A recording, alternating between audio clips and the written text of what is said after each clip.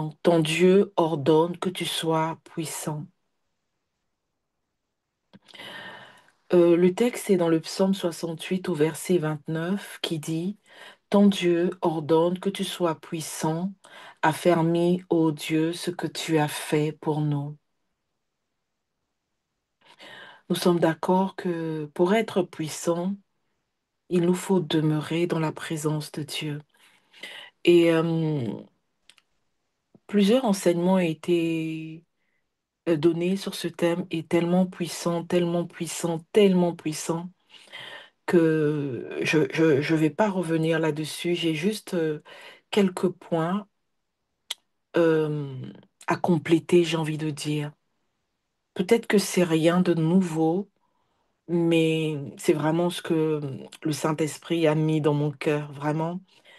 Et je voudrais vraiment le partager avec vous. Puissions-nous l'accueillir avec foi,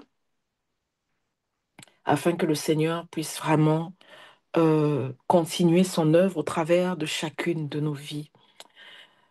Je vais prendre le texte de Luc 10 au verset 19, un texte que nous connaissons bien. Voici, je vous ai donné le pouvoir de marcher sur les serpents et les scorpions et sur toute la puissance de l'ennemi, et rien ne pourra vous nuire. Cependant, ne vous réjouissez pas de ce que les esprits vous sont soumis, mais réjouissez-vous de ce que vos noms sont écrits dans les cieux. En ce moment même, Jésus tressaillit de joie par le Saint-Esprit. Et il dit, je te loue, Père, Seigneur du ciel et de la terre, de ce que tu as caché ces choses aux sages et aux intelligents, et de ce que tu les as révélées aux enfants.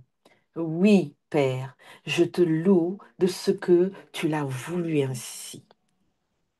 Ce texte est dans Luc 10 au verset 19, du verset 19 au verset 21. Et au travers de ce texte, j'ai tiré trois points. Et le premier point parle du pouvoir.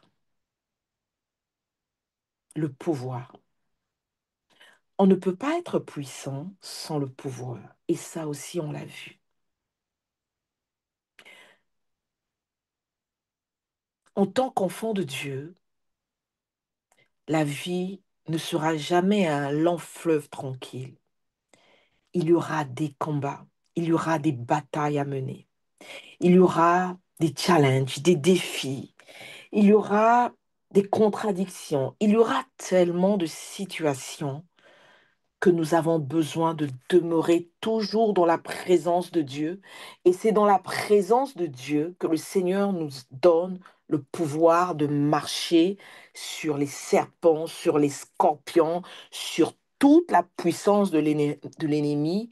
Et en retour, rien, absolument rien, ne peut nous nuire. On est appelé en tant qu'enfant de Dieu à combattre. Donc nous avons beaucoup de combats.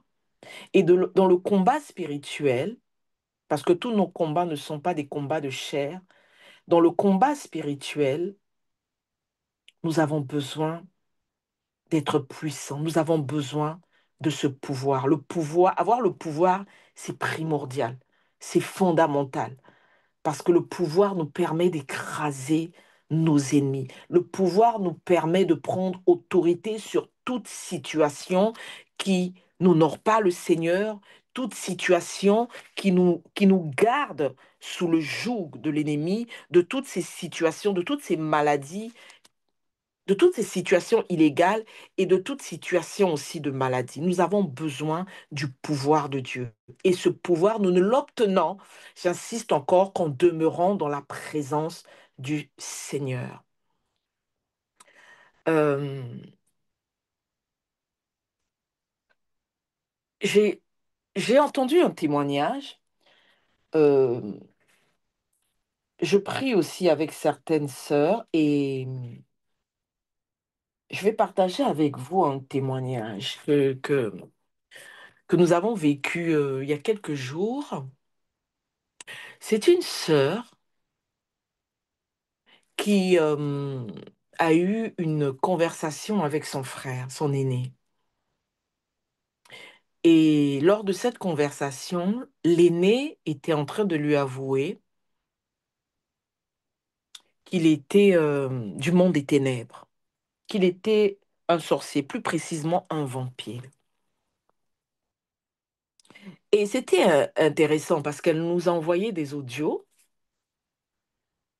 et au travers de ces audios, vraiment, nous avons tiré des leçons. Et lors de ces conversations, elle disait à son frère, mais toi, tu ne peux pas me faire ça, parce qu'il lui disait, voilà, on t'a bloqué, on t'a fait ceci, on t'a fait cela, on t'a vraiment attaché, en fait, voilà. Et elle lui disait, mais tu peux pas tuer mon frère, je sais que tu m'aimes. Et il lui répondait que, tu sais, je n'ai plus de sentiments. Je n'ai plus de sentiments, je sais vraiment plus ce que ça veut dire, en fait. J'ai perdu tout ça. Il lui expliquait ses rituels, comment il faisait quand il se réveille, comment il se comportait. Et il lui a dit quelque chose, d'où l'une des leçons. Il lui disait que vous avez l'habitude de dire sans effet, cela n'arrivera pas. Il a dit ça veut rien dire. Et la preuve est que tu vois que vous avez parlé pour la mort d'un tel et la mort est quand même arrivée. Vous aviez tous dit sans effet. Et il lui disait que c'est parce que vous avez manqué de pouvoir. Il employait ce mot. Vraiment, vous avez manqué de pouvoir. Vos sans-effets n'ont pas d'effet, en fait, finalement, parce qu'il vous manque le pouvoir. C'est lorsque tu utilises ton pouvoir que nous, on ne peut pas agir. C'est lorsque tu demeures dans la présence de ton maître qu'on ne peut pas agir. Et c'est pour ça aussi que, on le voit dans la parole, Satan crible Pierre et le Seigneur Jésus prie pour le Pierre et il lui dit, j'ai prié afin que ta foi ne défaille. Point. Et on voit là que lorsque le Satan nous combat, lorsqu'il y a des combats, lorsqu'il y a des situations compliquées, le but du diable, c'est que tu perds ta foi. Et pour revenir à ce témoignage, l'aîné a continué de parler à la sœur jusqu'à ce que la sœur s'est sentie faible. La sœur a commencé à avoir un doute sur elle. Elle était très troublée. Lorsqu'elle nous a contactés, mais vraiment, elle était très troublée parce que le frère avait dit. Et le frère, à un moment donné, lui a fait croire, vous savez, le diable est rusé, lui a fait croire qu'elle n'avait pas de pouvoir. Mais on lui a dit, tu sais, si l'ennemi vient en face de toi se livrer, c'est parce que tu as eu un pouvoir pour qu'il puisse se soumettre et ouvrir sa bouche. Par la grâce du Seigneur, bien évidemment. Et la leçon qu'on a tirée de là, c'était ne jamais baisser la garde. Peu importe les circonstances, peu importe ce que tu traverses, ton Dieu ordonne que tu sois puissant, mais puissant en toutes circonstances. Tu dois demeurer dans la présence du Seigneur, peu importe ce que tu traverses. Même si tes yeux ne voient pas ce que tu attends, continue. Continue de demeurer dans la présence du Seigneur, continue de prier, continue d'appeler à l'existence ce qui n'existe pas. Continue, persiste dans la parole des Écritures. Continue de chercher Dieu dans les Écritures. Pas d'aller chez un féticheur, pas d'aller chez une personne de bonne aventure, pas d'aller chez les devins, pas d'aller chercher une parole de la part du Seigneur chez quelqu'un d'autre. Cherche la parole qui va répondre à ton besoin dans la Bible. C'est important. Peu importe combien la situation est horrible, peu importe combien la situation est difficile, il te faut du pouvoir. Et le pouvoir, c'est au travers la parole du Seigneur, c'est au travers de la connaissance que tu dois avoir de ton Seigneur, du pouvoir qu'il t'a donné. Et ça, c'est au travers de la connaissance des Écritures. Et il lui a dit, c'est important. Le pouvoir ne s'obtient qu'au travers de l'écriture, de la parole que le Seigneur t'a donnée, te concernant, au travers des promesses qu'il t'a données. Accroche-toi, persévère. Le pouvoir est fondamental.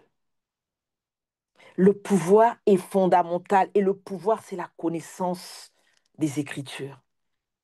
Ne cherche pas, ne jette pas ça et là tes regards. Non, non, non. Va dans ta chambre, ferme ta chambre, cherche Dieu, parle à Dieu, ouvre ta Bible, lis ta parole, demande au Saint-Esprit, conduis-moi dans les Écritures, conduis-moi dans les profondeurs de ta parole, conduis-moi dans les profondeurs de ce que le Seigneur a dit. Que dit mon maître à ce sujet? Et des fois, et on, des fois on a même le Internet. Vous savez, quand vous traversez une période, vous saisissez le thème, le sujet de... Si c'est maladie, vous cherchez les versets concernant la maladie et vous apprenez, vous apprenez, vous apprenez les versets concernant votre cas.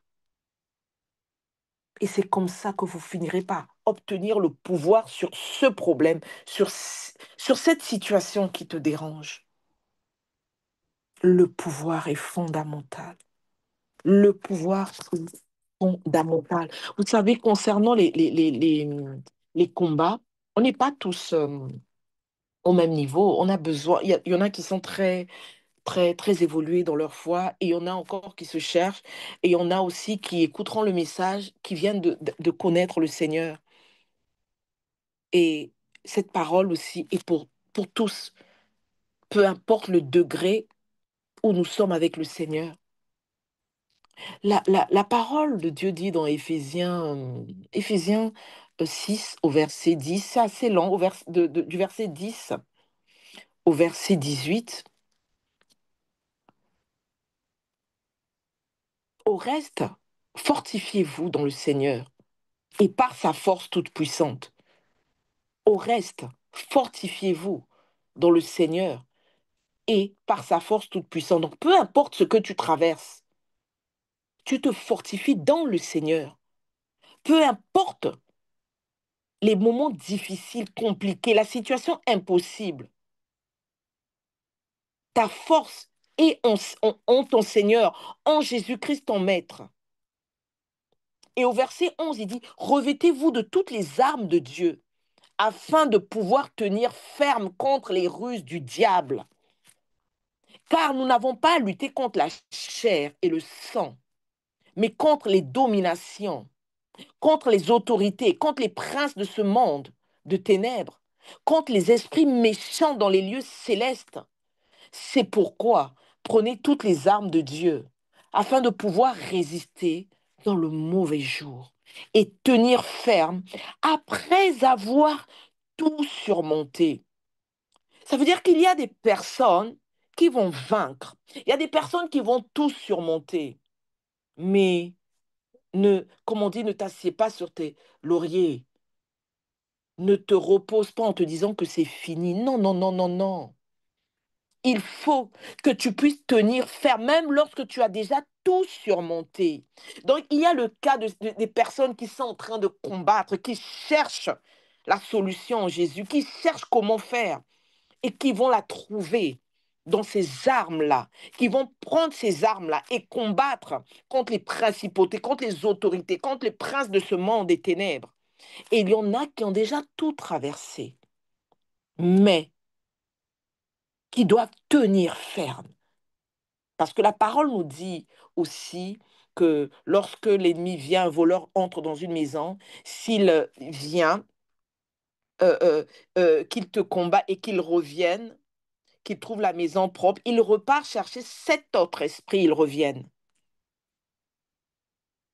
Donc, même lorsque tu as tout surmonté, il y a une autre étape, il faut que tu tiennes ferme. Et pour tenir ferme, pour résister à tout cela, il faut que toi aussi, que tu puisses te revêtir de toutes ces armes de Dieu. Amen, amen, amen. Alors au verset 14, il dit, tenez donc ferme, ayez à vos reins la vérité pour ceinture, revêtez la cuirasse de la justice, mettez pour chaussure à vos pieds le zèle que donne l'évangile de paix. Prenez le, par-dessus tout cela le bouclier de la foi, avec lequel vous pourrez éteindre tous les traits enflammés du malin.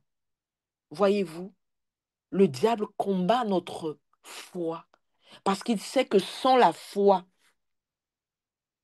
nous ne pourrons pas éteindre les traits enflammés du malin. Et au verset 17, il dit, prenez aussi le casque du salut et l'épée de l'esprit qui est la parole de Dieu. Faites en tout temps par l'esprit toutes sortes de prières et de supplications. Veillez à cela avec une entière persévérance et priez pour tous les saints. Persévérons dans la prière. Prions les uns pour les autres. Un chasse 1000, mais deux chassent 10 000. Il y a un cas compliqué, il y a un cas difficile, persévère. Lorsque tu persévères, tu vois que le mur, la muraille ne tombe pas. Va chercher. Vous voyez que le diable, même le diable sait que lorsqu'il arrive seul, qu'il ne peut pas, il va chercher ses compagnons. Ils reviennent encore 7 fois plus fort. Ils reviennent à 7, encore plus fort. Mais pourquoi nous, les chrétiens, on ne le fait pas? Il y a des combats, tu ne peux pas combattre seul. Il te faut du renfort. C'est la parole de Dieu qui dit que un chasse 1000, deux chassent 10 000. Va chercher du renfort. Comme ça, vous allez embraser, vous allez mettre des braises et puis le feu va devenir encore plus grand. C'est vraiment, vraiment important. Il y a ce point du pouvoir. Et le deuxième point, c'est que lorsqu'on lit au verset 20, à partir du verset 20 de Luc 10, 20, on dit cependant, donc après avoir eu tout ce pouvoir, après avoir obéi à cette parole, à cette lecture, à cette portion des Écritures, après avoir chassé les démons, après avoir marché sur les serpents, sur les scorpions, sur toute la puissance de l'ennemi, au verset 20, c'est le Seigneur Jésus-Christ qui le dit à ses disciples. Il dit cependant, ne vous réjouissez pas de ce que les esprits vous sont soumis, mais réjouissez-vous de ce que vos noms sont écrits dans les cieux. Au deuxième point, c'est que nos noms soient écrits dans les cieux. C'est la chose la plus importante. Nous avons le pouvoir, nous avons l'autorité. Oui, nous sommes puissants, oui. Mais au-delà de tout ça, le Seigneur nous demande de nous réjouir de ce que nos noms soient écrits dans les cieux. Plusieurs enfants de Dieu, plusieurs hommes, plusieurs serviteurs de Dieu, plusieurs hommes de Dieu ont oublié que le plus important, ce n'est pas les miracles. Le plus important, ce n'est pas les oracles. Le plus important, ce n'est pas les signes, les prodiges. Le plus important, c'est d'emmener le peuple, d'emmener les enfants de Dieu à s'attacher au Seigneur afin que nos noms soient écrits dans les cieux. Le plus important, ce n'est pas d'avoir une grande église. Le plus important, ce n'est pas de faire, comme je disais, des miracles. Cela ne garantit pas que ton nom soit écrit dans les cieux. C'est pour ça que nous voyons que les églises sont devenues, les assemblées sont devenues des terrains de jeu du diable. L'autorité du corps de Christ a été bafouée parce que nous avons changé les priorités. Nous avons oublié de combattre le bon combat. Nous avons oublié de faire la volonté du Père. Nous avons oublié que c'était ça le plus important. Dans, oh Seigneur, dans Matthieu 7 à partir du verset 21, il est écrit, ceux qui me disent, Seigneur, Seigneur, n'entreront pas tous dans le royaume des cieux, mais celui-là seul qui fait la volonté de mon Père qui est dans les cieux. Plusieurs me diront en ce jour-là, Seigneur, Seigneur, n'avons-nous pas prophétisé par ton nom? N'avons-nous pas chassé des démons par ton nom? Et n'avons-nous pas fait beaucoup de miracles par ton nom? Au verset 23, alors je leur dirai ouvertement, je ne vous ai jamais connu. Retirez-vous de moi, vous qui commettez l'iniquité. Ô Seigneur, soyons prudents, combattons le bon combat. On est appelé à monter avec le Seigneur parce que la Bible nous dit qu'on va de gloire en gloire. Ne regarde pas à tes faibles commencements d'aujourd'hui. Le Seigneur nous emmène de gloire en gloire. Donc, à un moment donné de nos vies, nous arriverons à ce moment de gloire. C'est la parole qui le dit, c'est la vérité. Mais lorsque nous atteindrons cette gloire-là, est-ce que nous allons rester là à vouloir entendre d'abord le Seigneur? Que veux-tu que je fasse? Quelle est la volonté du Père? Parce que nous voyons plusieurs. Et c'est dommage. Et même quand nous voyons sur la toile comment le corps du Christ est malmené, ça fait mal. C'est honteux. Et je comprends quand le Seigneur dit que lorsqu'il reviendra, est-ce qu'il trouvera la foi? Parce que plusieurs perdront aussi la foi. Si l'Église, l'autorité de l'Église est bafouée, plusieurs perdront la foi. Il nous faut prier, intercéder vraiment pour le corps du Christ. L'Église perd sa puissance. L'Église n'a même plus cette autorité. Et nous sommes le corps du Christ. Nous devons intercéder pour cela. Nous devons prier pour cela. Nous devons nous tenir à la brèche pour cela. C'est vraiment catastrophique. Et c'est triste, c'est tellement triste. Que le Seigneur nous aide à combattre le bon combat, à ne point être égoïste, à ne point nous laisser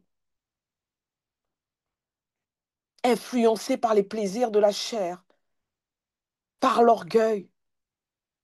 Plusieurs oublient. Il y a, ok, peut-être que tu n'es pas dans la fornication, peut-être que tu n'es pas dans l'adultère, peut-être que tu ne mens pas, oui, mais l'état de ton cœur, est-ce qu'il n'y a pas cet orgueil spirituel de croire que tu peux, parce que tu fais des miracles, que tu es choisi de Dieu, que tu es aimé de Dieu plus que les autres?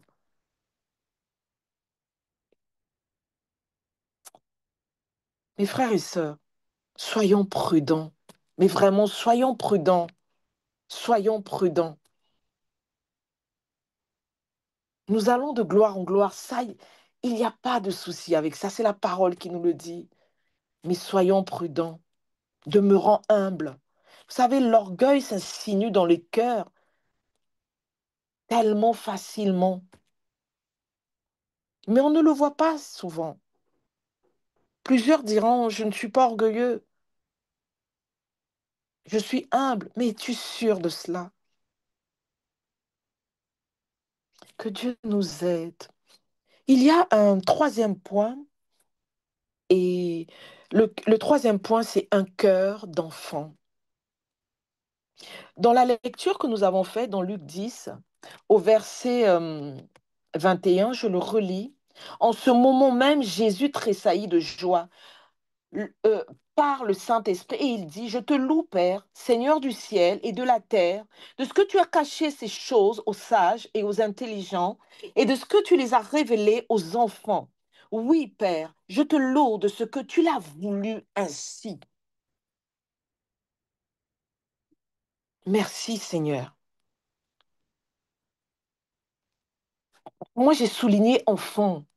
Le Seigneur, vous voyez que lorsque le Seigneur est en train de parler à ses disciples, il leur dit, réjouissez-vous de ce que vos noms soient inscrits au ciel. La Bible dit tout de suite au verset 21, en ce moment même, Jésus tressaillit de joie par le Saint-Esprit.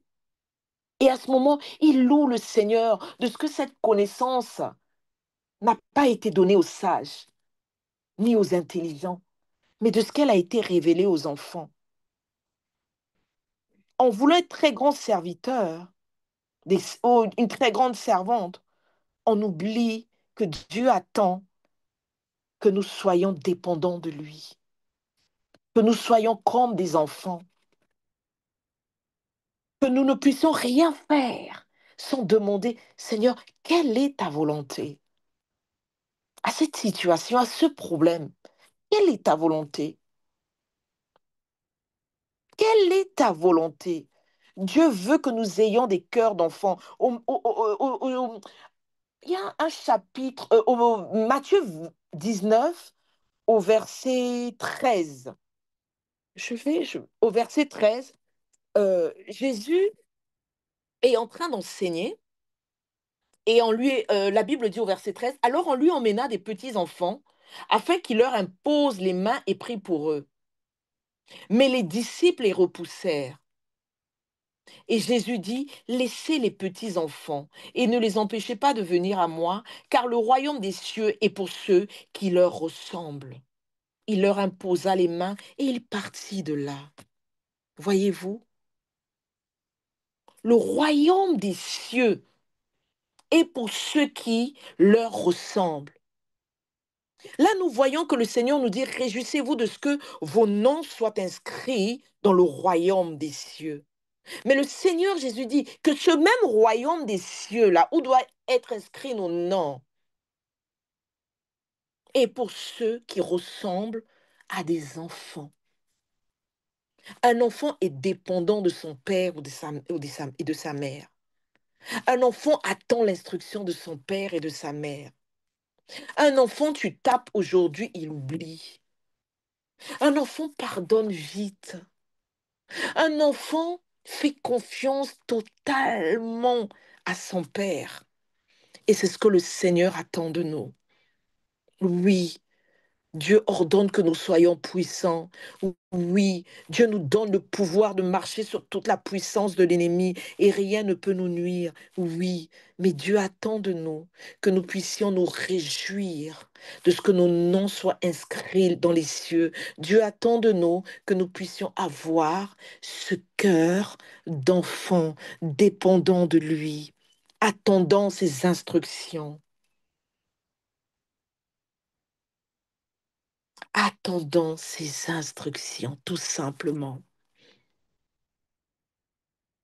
Et lorsque j'ai lu ce, ce verset dans Matthieu 13, on lit que lorsqu'on emmène les enfants, les petits-enfants auprès du Seigneur, la Bible dit, mais les disciples les repoussèrent. Je viens dire à quelqu'un, le Seigneur Jésus-Christ te connaît. Peu importe ce que le rejet que tu as subi par rapport à ce qu'un homme de Dieu t'avait dit, par rapport à ce que qu'un serviteur de Dieu t'avait dit, je viens te dire que seul Jésus-Christ connaît ta véritable identité. Les hommes restent les hommes. C'est Dieu qui connaît ta destinée. C'est Dieu qui sait pourquoi il t'a créé, comment il t'a créé, pourquoi il t'a envoyé sur la terre. Ne compte pas sur les hommes. Les hommes pourraient bien te décevoir. Compte sur le Seigneur. Peu importe la blessure que tu as eue, que le Seigneur te restaure. Que le Seigneur guérisse cela. Peu importe ce qu'un homme t'a dit, peu importe ce qu'une femme t'a dit, ne retiens pas cela. Retiens de ce que Dieu pense de toi. Va chercher les promesses du Seigneur sur ton identité dans la Bible. Va chercher ce que dit Dieu, ce que Dieu dit de toi dans sa parole. Pourquoi il t'a envoyé à cette destination? Pourquoi il t'a envoyé à ce travail? Pourquoi il t'a envoyé dans ce pays? Pourquoi il t'a envoyé? Il t'a envoyé.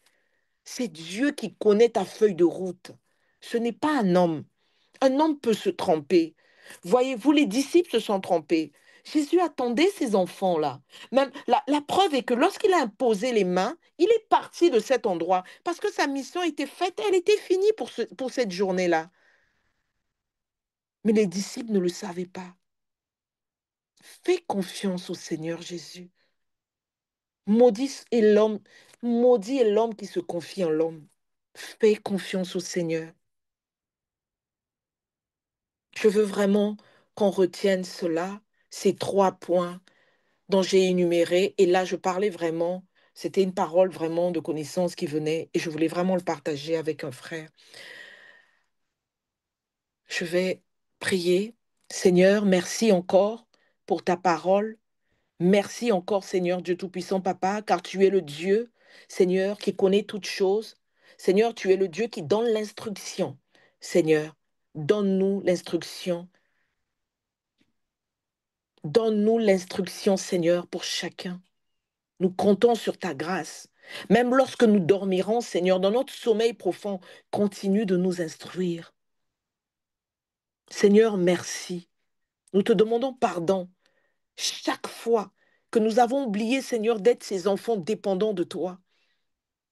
Seigneur, nous revenons à tes pieds et te dire, Seigneur, tu es la véritable source qui est intarissable. Nous dépendons de toi. Nous sommes ces arbres-là plantés près de toi, près de ce courant d'eau. Et nous voulons produire des fruits, Seigneur, en notre saison. Au nom suprême de Jésus, que toutes ces personnes qui entendent cette parole, Seigneur, soient tels ces arbres plantés près d'un courant d'eau et qui produisent des fruits en chaque saison. Au nom suprême de Jésus. Merci, Seigneur, pour ta parole qui est une vérité. Merci, Seigneur, parce que tu nous emmènes dans les profondeurs de ta parole. Tu dis que ton peuple meurt, Seigneur, à cause du manque de connaissances. Seigneur, nous voulons rechercher la connaissance, car la connaissance est une puissance. Nous voulons rechercher la connaissance de ta parole. Nous voulons rechercher, Seigneur, ce que tu dis, Seigneur Dieu Tout-Puissant, Papa, au sujet de ce que nous traversons. Accorde-nous, Seigneur, un cœur reconnaissant. Accorde-nous un cœur d'enfant. Dans le nom suprême de Jésus, je te le demande. Amen.